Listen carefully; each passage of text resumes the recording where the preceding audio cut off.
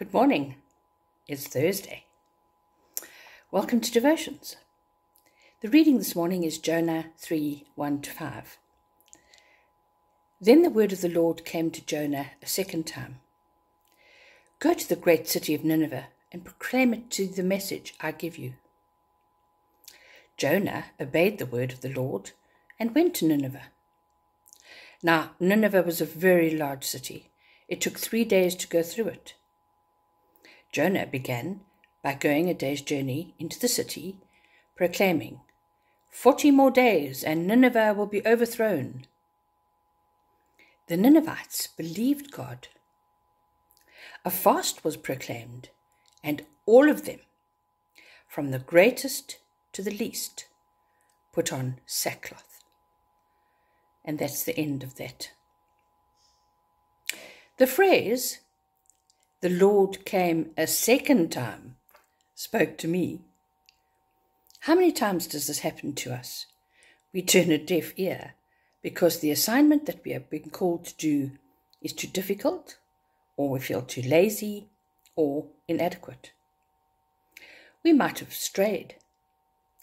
But if we are in a position to help someone or give a talk that might be exactly what someone needs to hear, or testify to a miracle, or complete the task that God has called us to, then we face Him honestly, admit to our shortcomings, admit we are wrong, and then, in His strength, get back on track. The last part of this reading says that the Ninevites believed God. They proclaimed a fast, and everyone put on sackcloth. Would that not be amazing if every Christian everywhere complied, believed, obeyed, did what is right, proclaimed a fast and stuck to it? We are asked to be disciples, faithful to what is being asked of us. We are challenged to be the salt of the earth and light of the world. If our community and our activities are not plain for all to see, then we might as well be Jonah, hiding in the whale. Good works are a result of being a Christian, not the way to become a Christian.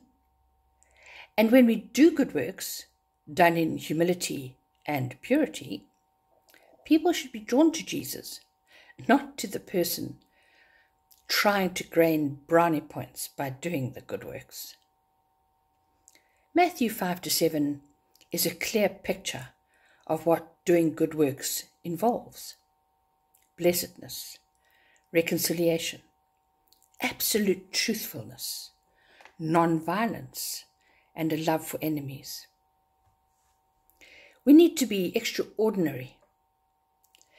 Disciples need to be poor in spirit, to mourn for the world in its lost state, meek, because we trust God to protect and support us. We hunger for perfect union with God. We need to be merciful as we show love to the marginalized. Peacemakers rather than chaos stirrers. Perhaps even persecuted for our faith as we spread the word, or shunned because persecuted sounds like a bit of a hectic word. Matthew 5-7 also warns us not to criticize others too easily, like saying, "What a fool! Oh, look at that plonker! Look at that driver! This behavior," it says, is akin to murder. Judgment on us will be fierce. Perhaps at times we do need to hide away in the belly of a fish as we face the heartache of having lost a child to suicide or an accident. The pain one suffers in those moments must be excruciating. So, whether you have waddled off, turned a deaf ear for a while, or treading water in that belly of the fish, God will understand. Have a lovely week till next time.